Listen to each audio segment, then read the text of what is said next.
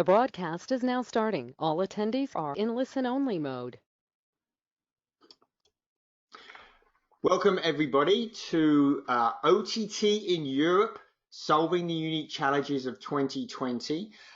We have a fabulous panel for you this morning to discuss some of these challenges.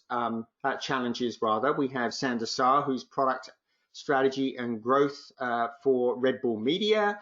We have Josh Presnell, who's CTO of Penthera. We have, of course, my podcast partner, Will Richmond, who's editor-in-chief of Video News. And we have Edward Boss, who's Director of Product Development for platform, mobile, and TV apps at Liberty Global.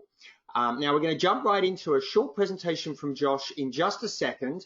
I just want to ask if you have questions, and we will be certainly taking your questions, and we're looking forward to it. If you want to look at the GoToWebinar panel, you will find a questions part. Please put your questions there. Don't put them in the chat window because we won't see them. But if you pop them there in the questions window, then we'll get to those as soon as we can. And in fact, if we get an opportunity, we'll work those into the conversation. Now, that said, I'm going to hand it off to Josh because Josh is going to give us an intro presentation on what's going on in Europe. So, Josh, can you tell us what's happening with European mobile video? Excellent, thank you, Colin. Can we move forward, please? Sure. Beautiful. So this morning I'm going to talk with you about the state of mobile in Europe. We've had quite an interesting experience over the last 6 to 8 months. And certainly over the course of the last year, as not only the environment in Europe has changed from the context of mobile streaming, but also the COVID pandemic has also forced us to react and change in some interesting ways. Next slide.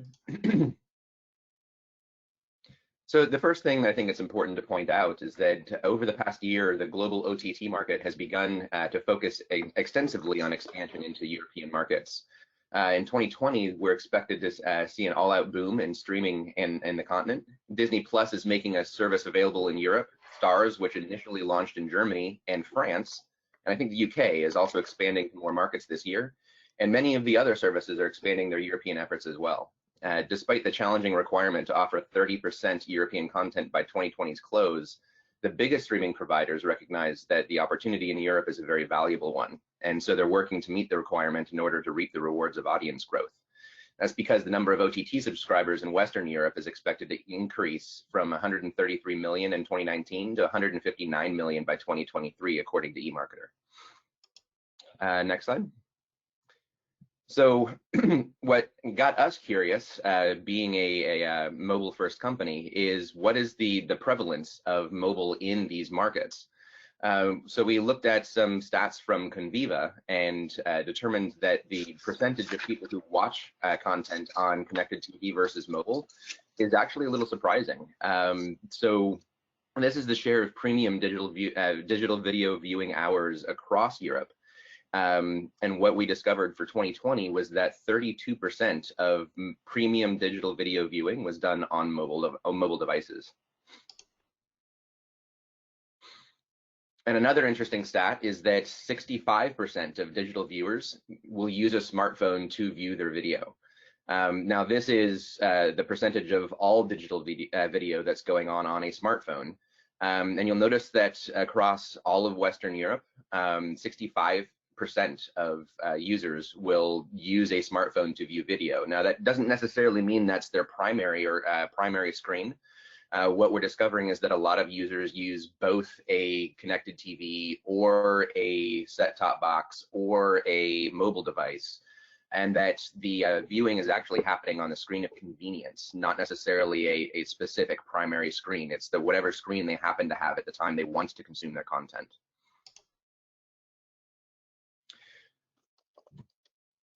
So as more providers are launching their services in Europe, the competition is going to increase, and it'll be a battle for viewer attention. Understanding viewers' changing streaming habits can help providers beat out the competitors. So our new report provides valuable insights into the shifting habits of mobile viewers in Western Europe. Though a survey of consumers in UK, France, Germany, Netherlands, Italy, Penthera uncovered a few critical lessons that providers need to keep in mind as they're strategizing to stay ahead of the competition in 2020. So one of the questions we asked is, how often do you stream TV shows or movies on your mobile device? What we found very interesting is that 46% said that they would do this daily.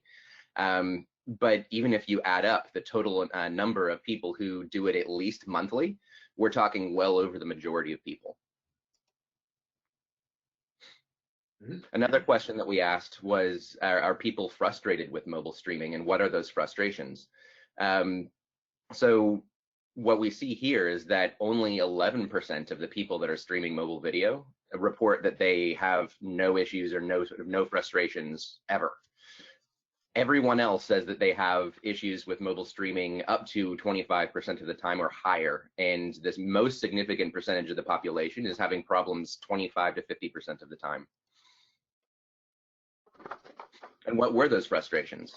The number one frustration is video rebuffering. So either it took too long to start up, which is a close second, or they were in the middle of the video and something happened and they couldn't continue playing, or the video was rebuffering frequently. So that brings us to our perspective of what some of the fixes for these problems can be. We focus on last mile solutions, which is really just extending the edge into the device. So some streaming services offer a feature that enables download of TV shows and movies for viewing without internet connections, or when you have bad internet connections. How often are people using that kind of feature? Well, almost 50%, at least monthly.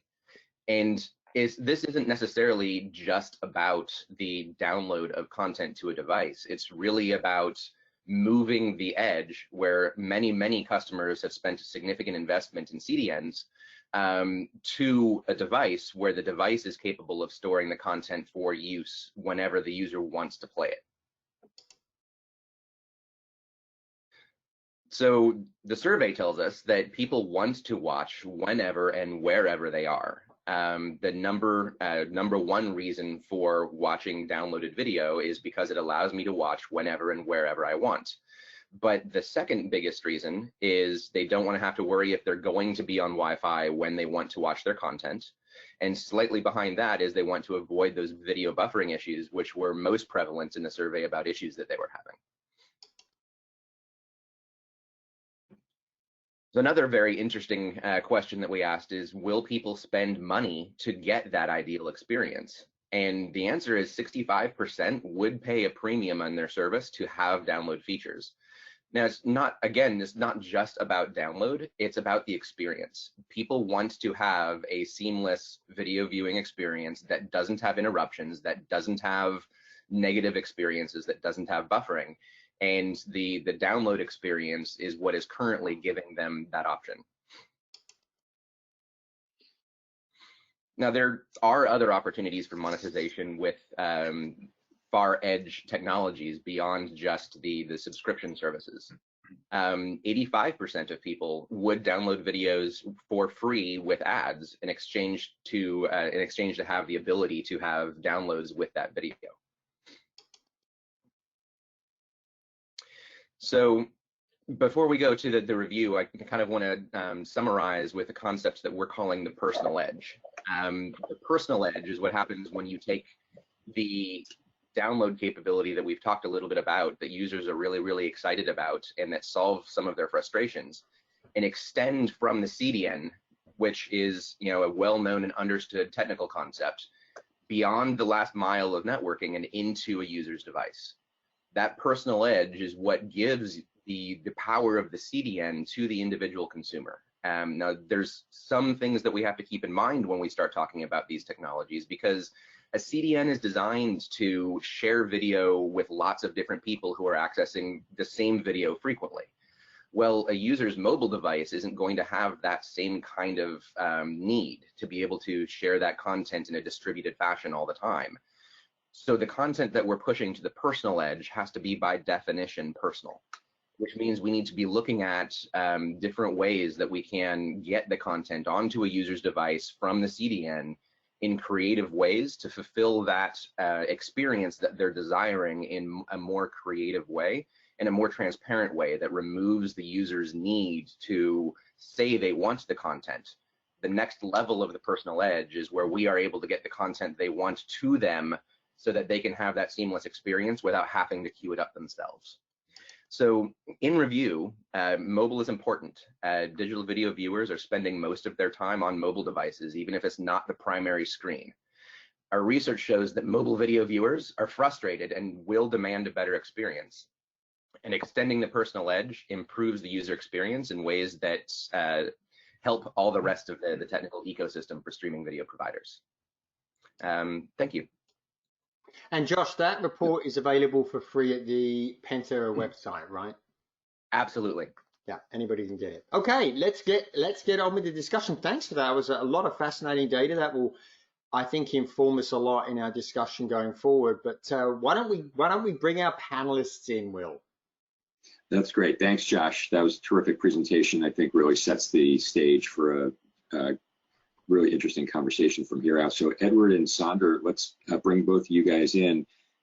Obviously, we just saw from Josh that data, there's a lot of data that shows that mobile viewing is still and continues to be a very significant part of the way that many viewers consume video and have their video experiences as we've continued here in the COVID era lockdown. So maybe tell us, just to get the conversation started, how does mobile fit with your respective services now, and how do you see it changing as people do eventually emerge here from the lockdown?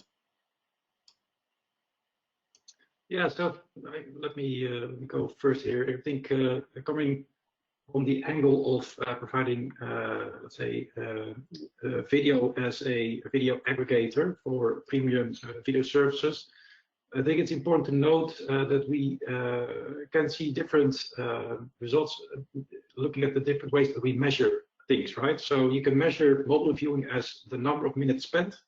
You can look at it from an angle of the numbers of actual plays. If you look at the number of plays, it indeed that mobile viewing has been increasing in the last years.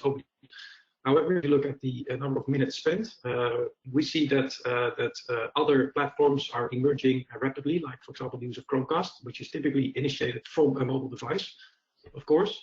But that's mainly due to the fact that we, as Liberty Global, offer long-form type of content, which is different from the story that Sander probably has, coming from the Red Bull company.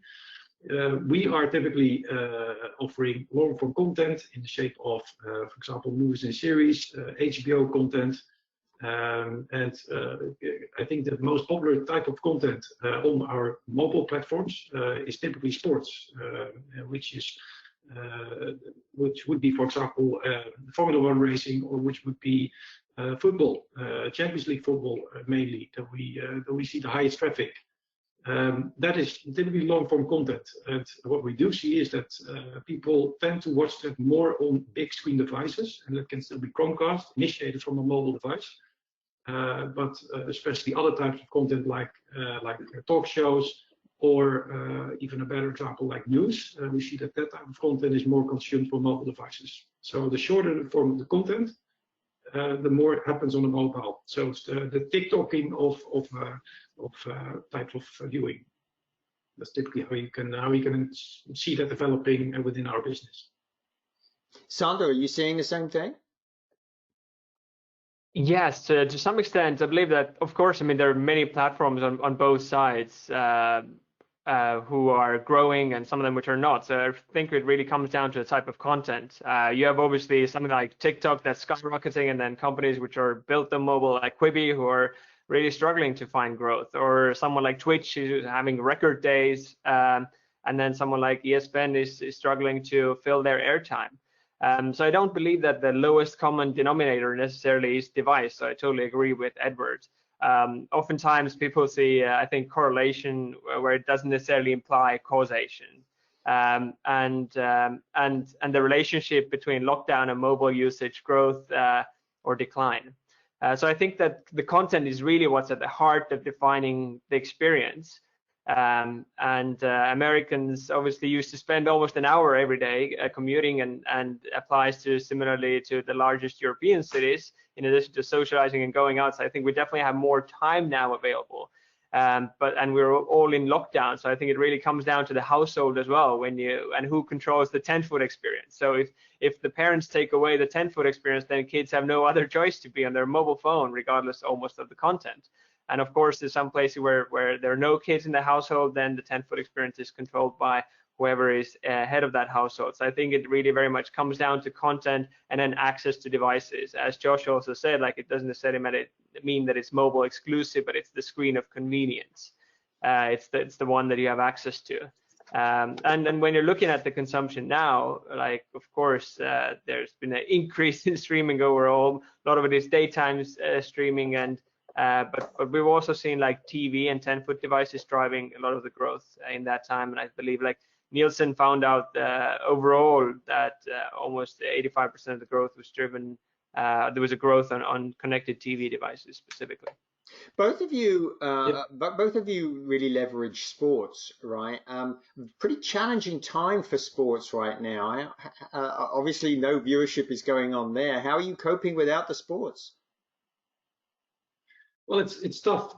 So typically on the platform that I manage, which is the Go platform, or the multi-screen platform, as we typically call it within Liberty Global, it's mainly driven by sports. That's where the actual usage happens. I'm not sure what that literally drives. It might be because it also depends on the timing of sports. So, for example, what we've seen when there was a Formula One event early in the morning for us Europeans, so for example, the Grand Prix of Australia, then typically the main traffic would be on the main screen, on the set-top box, because the set-top box was available, right? And we have those events in the States. Again, Formula One, which is a big driver for our platform. When you look at concurrent viewers, when the Formula One was actually happening in the States or in Brazil or Mexico, then that would be at around prime time in Europe. And that means that the big screen was typically taken by someone else in the household, and then people were basically forced to watch it on, indeed, to Sander's point, the device that they have in their hands, right? And that would typically be an iPad or an iPhone. So that is a clear driver, especially on with regards to sports. We do see that overall, looking at the number of minutes spent on our platform, due to not having major sports events, that we have seen a major drop since March. That's very obvious. So we are suffering from that perspective. Sander, Red Bull, sports, very important to your service. How are you coping? Of course, I believe across the board in the industry, this has had an impact on almost every aspect, or any business who works with athletes or sports events, the leagues, and any of the major sports which have been stopped or postponed for the time being. Of course, some of the large spectator sports which are hit hardest and take longer to come back. But some events in motorsports, for example, like Formula One, which just finished the second weekend in Austria last weekend, which is already back on the screens.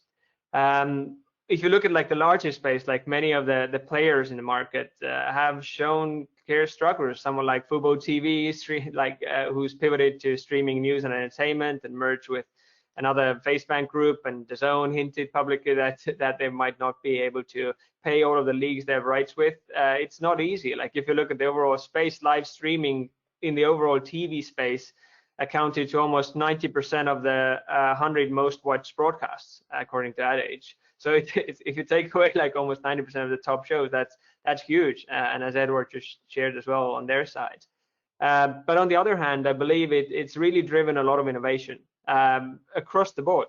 And there are so many formats that like where they were either rethinking existing ones or completely new ones.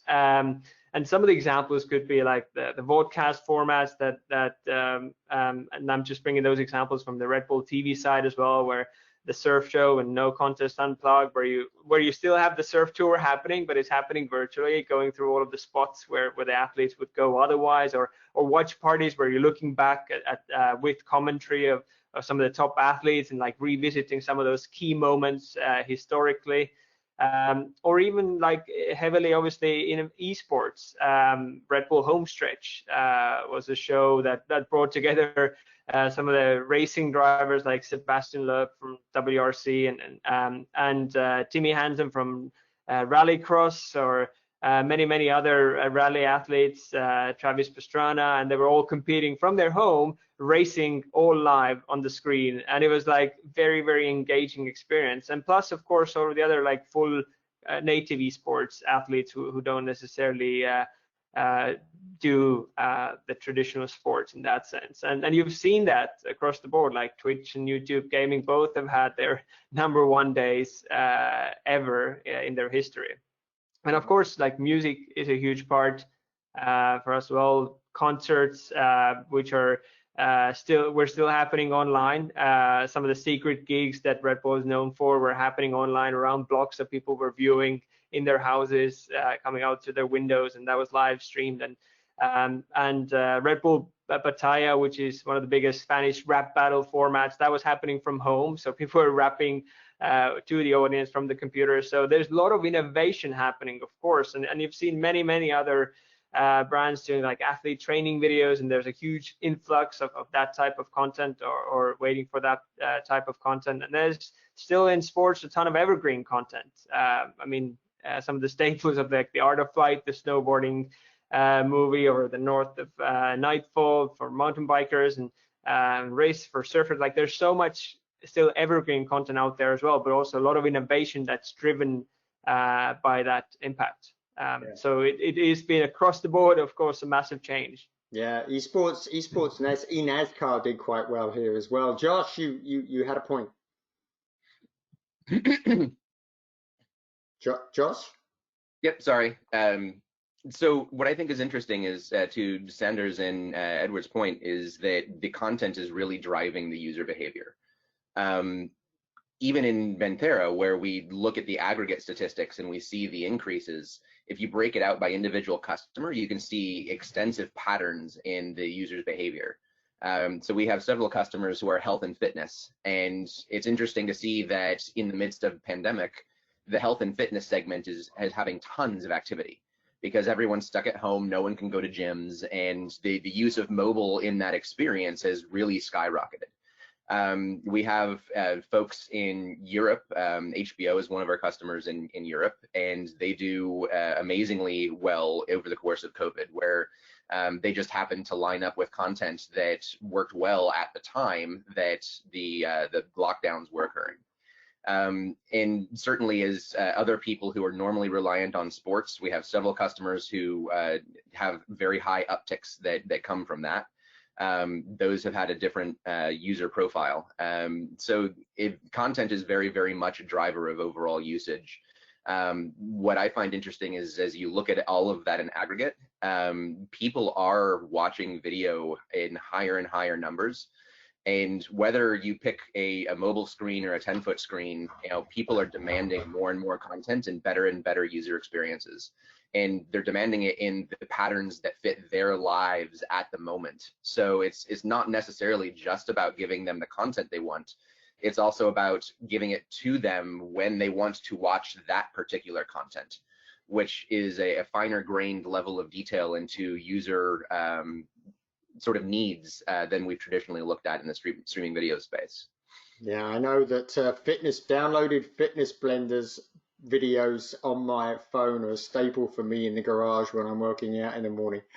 But Will. Yeah, maybe we could pick up on Josh's comment a little bit and ask Sander and Edward, when you think about content, and you both operate obviously in multiple markets, how are you assembling rights? How are you going about that important question? And is there a difference when you're trying to aggregate rights for mobile distribution versus for other distribution to other devices?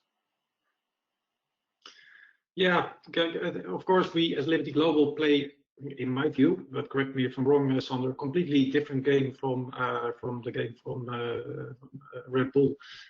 We are typically an aggregator, not only of studio content, but also broadcaster content, or local, let's say, different country content. It comes from all types of parties. It's for several types of content. It could be for linear / live, or it could be for on-demand. We have different content features. It's not only live but also replay.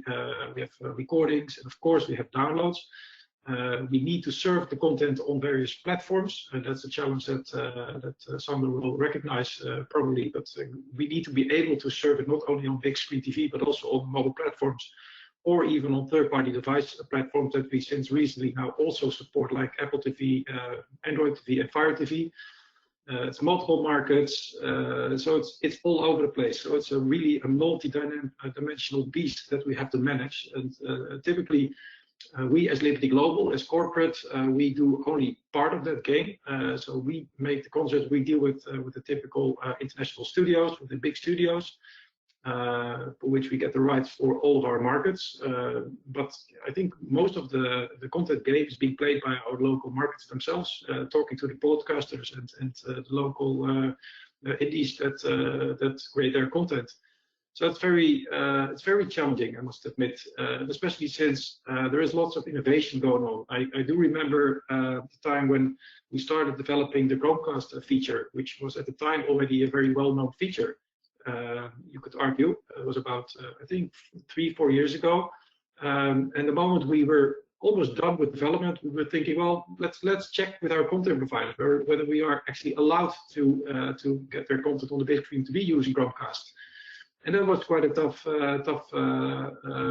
talk that we had to multiple of those providers, because it wasn't in any of the contracts, because it was new technology.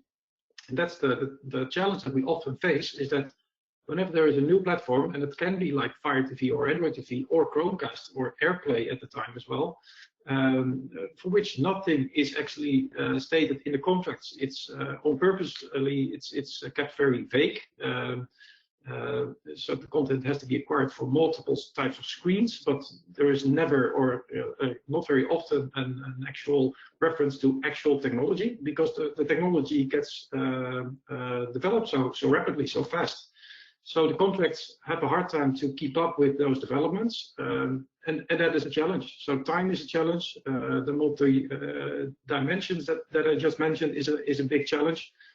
But it's an ongoing discussion, ongoing process. And the main lesson learned from our perspective is we do not start putting one line of code in before we actually ensure that we have the content rights for whatever it is that we want to do. So same is for the download feature. We have been working with the Penthera guys over the last couple of years. As a very big feature for us, but also for that type of feature, you need to ensure that you have the content rights. And for each and every asset, you have to go to the asset owner or asset provider to make sure that you have the right to provide the download feature. And it's not trivial. You have to go to literally to all of those separate studios, separate broadcasters, and that's just a lot of work. But that's, I would argue, probably the main business for us as Liberty Global, as content aggregator. So that's what we do, and it's the only thing I can say. It's tough and a lot of work. Yeah, I've noticed with some of the streaming services that I use, it's not uniform. Not all of the content is available for download. Some of it is not. Before we go to you, Sander, Josh, you had a quick point on what Edward was saying? Yeah, so I mean, on following up on the topic of innovation and things coming out like Apple TV and other connected devices, what I've found interesting really recently is that innovation is even flowing beyond different devices and is moving to being cross-platform supportable. So we've recently seen Chromebooks show up in our statistics because Google allows apps from the Google Play Store to be installed on Chromebooks natively. And so we're seeing a desktop experience coming to what is essentially a tablet user interface of streaming video providers on a Chromebook. And because those are just the same apps that are in the Android store, download is available on a desktop via the Chromebook interface. Apple just announced that they're moving towards Apple Silicon, which is going to allow native iPad and iOS apps to be installed on a desktop Apple computer, which means that the lines between devices and the lines between different viewing types are starting to blur because the technology companies are innovating to a point where it's the same application that's running everywhere. I think that's going to be interesting from the perspective of contracts as well, because suddenly we're being able to do things with existing technology that isn't changing, that's just being made available to the users, not necessarily at Liberty's or Red Bull's discretion, although you could, I'm sure, limit the ability to do that if you wanted to. But the technology landscape is moving very quickly, and that's causing some interesting changes, not only in the user's ability to access the content, but in our ability to deliver the content. You just described one of my main uses for my Chromebook, Josh. That's exactly how I use it. Sander, licensing. Of course. I mean, most of the content, if you watch Red Bull TV and some of the content that we discussed before, that is all owned by Red Bull. So contrary to what Edward was also describing on being in the middle, Red Bull's content is in its own apps and it's produced by Red Bull. But we've also seen like a great explosion in devices and making the content available across mobile devices, of course, iOS and Android, where there's like so much available also within those platforms that the platforms themselves are innovating and that we could leverage. But also the 10-foot streaming devices and TV devices. And really the key is to deliver the best possible experience across all of these platforms that takes the viewer experience kind of beyond the ordinary. And Red Bull TV is already, of course, on Apple TV and Android TV and Fire TVs and Roku's and Samsung TVs, but also on new platforms to be always on the edge of where things are moving. Red Bull TV is now available on Facebook Portal devices and also Amazon Echo devices, Echo Show devices. So next time you could even start the experience by saying, Alexa, watch some Red Bull TV. And those things are really important, the convenience factor there, and I understand that it definitely complicates it for many brands in the industry and who are aggregators or leagues or licensing their content to then how are you going to control that across that number of platforms and different types of viewing experiences around the world. So are you just trying to drive viewership of Red Bull because everybody with an Alexa in the room, their Alexa just turned on and tuned to Red Bull? That was unintentional. I apologize for that. But you could try it out. Will. It is a very cool experience. So guys, it's been a great discussion so far. Maybe we could just continue a little bit further on the mobile side and talk. Downloading has come up now a few times, Edward. I think you mentioned in your last comment. Maybe you guys could just talk a little bit more about where mobile downloading fits in for you guys, where it is on your roadmaps, and how you think it adds value for your users. Yeah, no, it's definitely a big feature, obviously. Of course, the more content we can offer downloading for, the bigger it becomes. And that is different across markets. So we have some markets, like, for example, the Netherlands, where we also have access to HBO content for higher tier users. They can also download HBO content, which is obviously huge. That drives downloading traffic, especially during vacation times. That's a typical, and also that depends per market. And I believe it was Sander that also referred to the big cities where you have people doing a lot of commuting on public transport, for example. We see the same in London with our Virgin TV Go app, where we also offer the download feature. It differs a bit per country. One on the content side, whether we have access to provide download, but also on the type of user, the type of geography where the download feature is being used and for what use case. So, like I mentioned, I think it is quite big in the Netherlands. And typically, it's huge during the holiday season, the vacation period, July and August. Last year, we really saw it peaking to record numbers. We were actually hoping to see that obviously this summer as well, but I can already see, looking at the numbers of June compared to last year June, that we not even reach 50% of last June's traffic on downloading. And that's obviously because people are still at home. And of course, we will see them going on vacation, at least in the Netherlands. I see lots of people around me also going on vacation a bit later than expected, and maybe to a different location than expected, but they will go on vacation. So then Personally, I would expect to see the download feature to ramp up again during the holiday season, obviously. But it has been a great feature for us.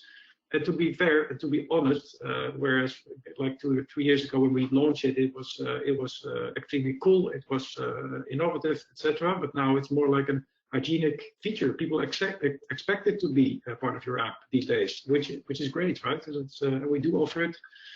And again, it depends on the content rights, but it's still one of the main features that we offer. Yeah.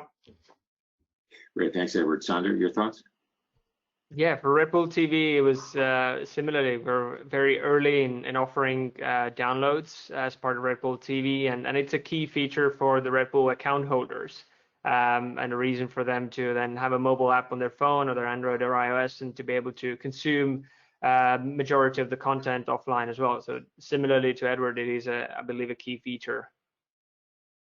And Josh, I think you had something, you had a follow-on point, right? Sure, and similar to what we discussed earlier with different people with different content and different user bases with different patterns having different experiences, what we actually found in aggregate at Penthera was that over the course of the COVID lockdowns, people were actually downloading more often. And that's partly because of different user behaviors. When you're initially going into lockdown, people were doing that a lot more often because I think, as Sandra mentioned, the primary screen is now taken up by whoever controls the primary screen, and now people have multiple children at home that wants to access content. And if people are on limited bandwidth, even the average bandwidth across the world at this point isn't necessarily that high. Then you start having streaming video collisions between the primary screen and the secondary screens trying to take up that video experience. So overall, we found that a lot of people were downloading during the lockdowns to avoid the limitations that they were having with many consumers in the home at the same time. Now, certainly that's not been Edward's experience, but it's interesting to watch the different customers and the way the data comes together in aggregate to watch the overall user behaviors. We actually saw a very, very large spike in mobile app usage over the course of COVID. And that's slowly been coming down over the course of the various parts of the world reopening. But even now, the traffic is extensively higher than it was pre-COVID. So, we're hoping that a lot of people have had the chance to get to know some of these streaming video providers while we were in lockdown, and we've maybe discovered some new customers who are going to keep with us over time. So Josh makes some great points there.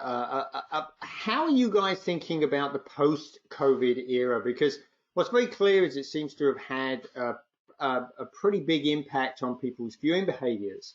Are you anticipating people basically going back to the way they were before, or are we going to see a lot more usage going forward online? How are you thinking? How are you planning for the post-COVID era?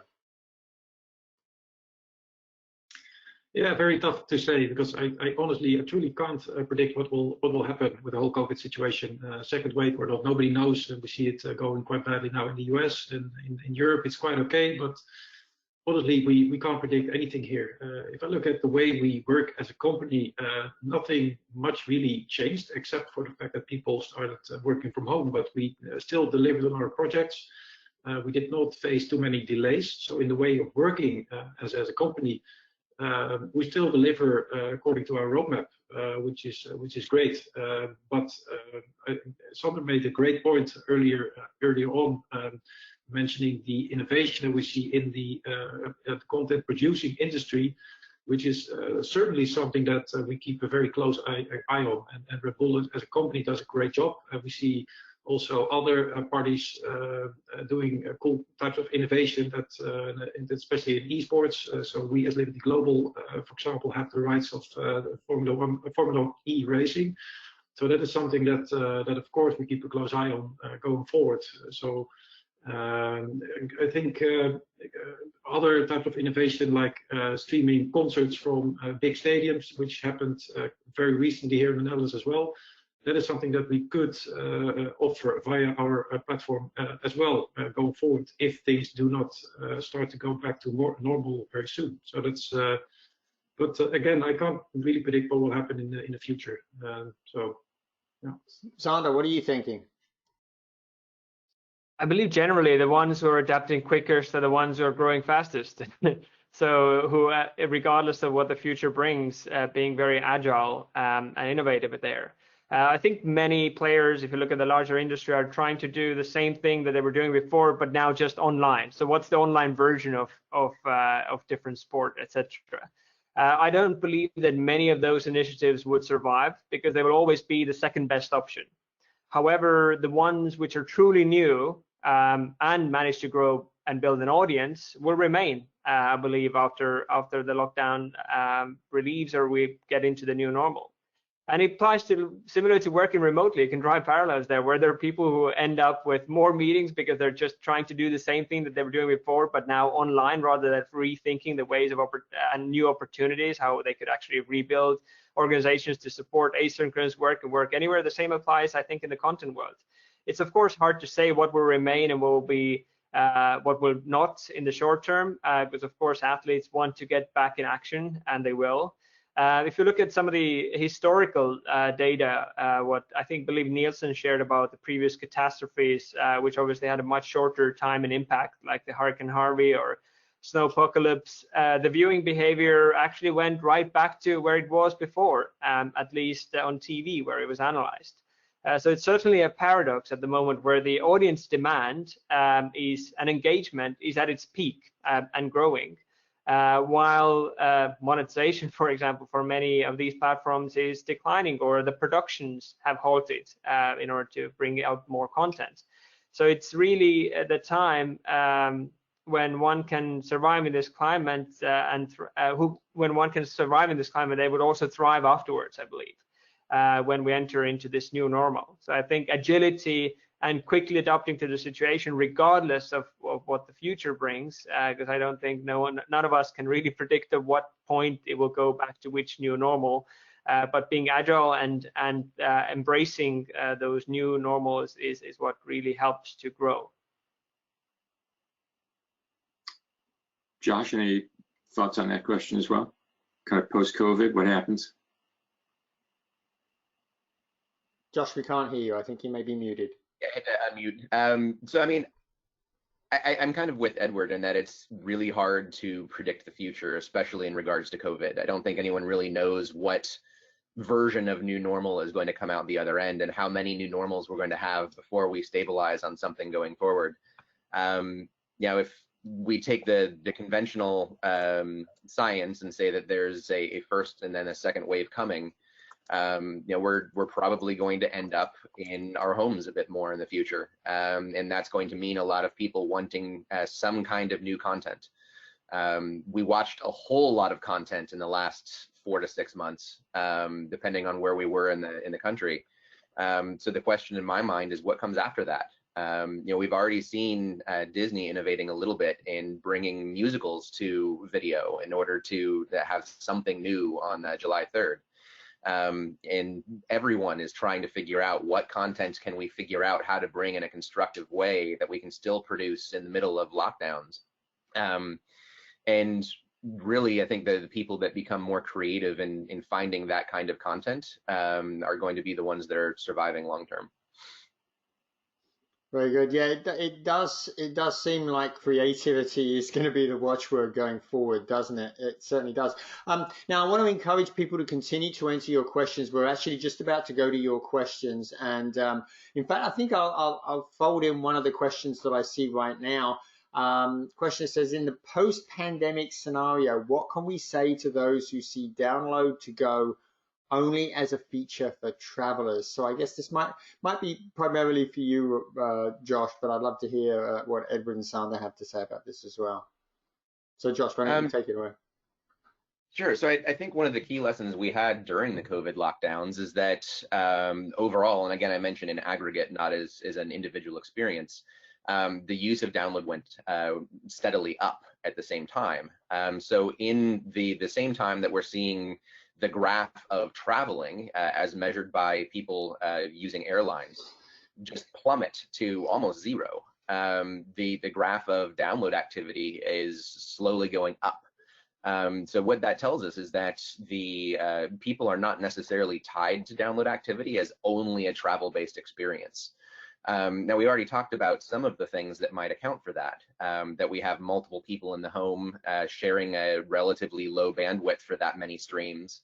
A lot of the services have been focusing on quality of delivery and trying to, and everyone naturally wants to deliver the highest bandwidth, best available experience they can. So all of those players in the home are trying to find the best bandwidth to be able to deliver as much as possible. And if you watch the network grabs in these homes, you can see where the compression starts to happen as everyone streams all at the same time. And other behaviors are similarly going to be driving the change in experience. And download is one of the things that offers alleviation for those issues. You know, if I can get a decent amount of content before I go to bed, then when my kids want to stream everything in the morning when I have to go to work, and I need them to be attending something else rather than coming and getting on my video screens, you know, they're ready to do that, and I can still have a high quality experience when I'm working on my teleconferencing. And so I think it's all a matter of balance as we move in through the COVID era. Yeah, yeah. One of the things I noticed, I did a survey at the beginning of last year, 2019, in Sweden, Germany, and in the UK, I was quite surprised that OTT viewing was the second most popular in all regions, in each of those three countries. I actually, it was pretty close, particularly in Sweden. I'm wondering how you, Edward, and you, Sandra, are thinking about that going forward, because it looks to me like OTT is going to be the primary viewing way in some markets in Europe in the not too distant future. Would you agree? So do you mean in comparison with linear viewing, with live viewing? So I was basically comparing OTT versus pay TV versus antenna over the air. Okay.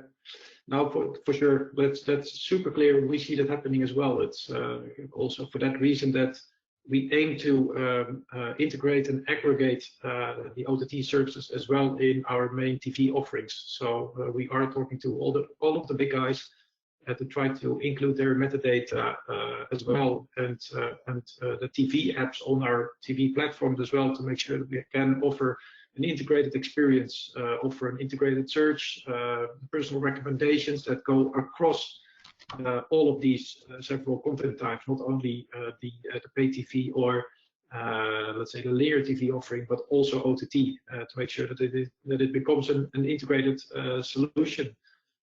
Because you're totally right, OTT is getting more and more popular all over the place, and fragmented by the way as well, which adds to the complexity for us. But all in all, we see a very similar trend going forward in all of our markets. There is really no exception there. So that's we have to solve for that, which we try to be an aggregator also for that type of content as well. Very good, Sander. What do you think? Of course, completely aligned with Edward and Josh in that. I think we're all seeing the same trends across the board around the world. Obviously, in some markets it's happening faster, and some markets it's slower, and that comes down to the type of content that's available on OTT platforms, and also the type of formats, and also the maturity of those markets. There are markets which altogether skip the traditional TV worlds in developing countries and go straight into only almost exclusively OTT video, and starting with mobile first. It varies based on country, but I think like overall around the world, you clearly see a trend to consume more content over the top. Very good. And I think we're pretty much out of time here. We're just over time. I wonder if I can ask for the three of you to give us any final thoughts on the subject. Why don't we start with you, Josh? Final thoughts. Generally, I think we're at a very exciting time from the perspective of video and media entertainment business. We're also at one of the most challenging times in the media and entertainment business. So as I think you guys mentioned, the demand for content is astronomically high as we've gone through the changes in society over the course of the last 6 to 8 months. So there's a lot of people that want video content. At the same time, we're at a dearth of new content to give them. So I think the word of the day is innovation, innovation, innovation. Just like the old adage in real estate, location, location, location. These days, it's not a matter of just having the content at all. It's also a matter of providing it in new and innovative ways and giving new experiences. Sander mentioned the magical experience, something different and unique that drives them to come to your content among the dearth of other content that people are trying to output. But also in ways that adapt to the new experiences that people are having. This society in general has changed, and how behaviors of those users has changed is going to map to how they access the content and the entertainment that we're giving them. So new ways to deliver and provide those experiences are going to drive a competitive market, in my view. Very good. Edward, thoughts? Final thoughts? Yeah, I can only add to that. I think Josh hit a very good couple of points. Only in addition to that, I think the one that I just alluded to already is the fact about the fragmentation. So we see that with Disney Plus and with HBO, all these players that all get fragmented more and more. Red Bull being a producer and provider themselves. Going forward, we see that, for example, local players like the Premier League in the UK are going to sell their type of content to either themselves or to players like Amazon. So the content is like in the early days, like 20, 30 years ago, it was always available via your main cable TV provider. That's it. That was your one provider of content. And now it can be found anywhere, all over the place. And I think it's key for our business, at least, to provide a proper aggregated service to our customers to make sure that they can find the content they're actually looking for, because that's becoming more and more of a challenge. I have it myself as well. If I hear about this cool show or movie that I want to watch, I typically have no idea where to watch it. So I really need to simply go to Google to find it, right? And I think there is an opportunity there, at least for us as MT Global, to play a key role in providing the role of the aggregator. So that, in addition to Josh's points, I think that's also a key point going forward. Yeah. Over here in the US, I get my soccer right now from a virtual MVPD, and the UEFA rights, they've gone to CBS, and they'll be in CBS All Access next year. Premier League has gone to Peacock, so I'm going to be all over the place to get my soccer fix. Sander, final thoughts from you.